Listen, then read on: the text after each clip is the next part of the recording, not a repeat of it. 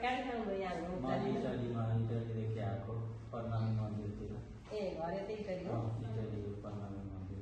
ए कठा ठाउँमा हाम्रो हस्पिटल? यो हामी छिमेकीको दिदीले मलाई भन्नुभयो, त्यहाँ हाम्रो छिमेकीले गराएको थियो, त्यहाँ जानु। त्यसपछि मेरो बुढी आयो यहाँ आएर पहिला हेर्नुभयो, त्यसपछि मलाई लिएर आउनुभयो। तपाईँको छिमेकीले काठमाडौँ गरेको होला? काठमाडौँमा गरेको थियो। त्यसले भन्नु यहाँ पनि खुलेको छ म्युजिक स्ट्यान्डतिर।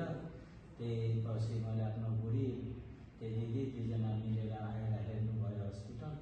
त्यसपछि ल्याएर मलाई भर्ना गर्यो। आउने बेला धेरै गाह्रो थियो? आउनु टाइममा त धेरै गाह्रो थियो, अहिले त झन् राम्रो भएको छ, धेरै निको भयो। अहिले धेरै निको भयो? निको भएको छ। अनि हाम्रो यहाँको सेवा सुविधा कस्तो लाग्यो तपाईँलाई? तपाईँ धेरै राम्रो सुविधा छ, राम्रो छ यहाँ। सबै फेसिलिटी पनि ठिकै छ। कति दिन भयो आज? अझ कति छ, 8-10 दिन भइसक्यो मलाई डिस्चार्ज गर्दा। ए आज तल पाउँदा अहिले दुईचोटि बस्न आइसक्नुभयो। हिँड्न सजिलो राम्रो छ?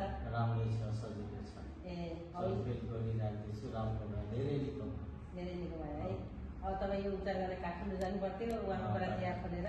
होइन, यहीँ निको भयो। मलाई भएन त अर्को ठाउँ गएपछि धेरै गाह्रो थियो, तर यहाँ आएर मलाई धेरै निको भयो। अहिले ह्याप्पी हुनुहुन्छ नि? ए ल यता इटलीतिरको पाइल्स फिसा फिस्टुला भएको बिरामीहरूलाई ल म भनिदिन्छु। धेरैजनालाई मेरो साथीहरू पनि सम्पर्कमा छ, भन्छ कस्तो छ, मलाई धेरै निको भयो। धेरै निको भयो नि त? ह्याप्पी हुनुहुन्छ नि हाम्रो हस्पिटलबाट, सेवा सुविधाबाट? होइन, ठिक भयो, निको भयो।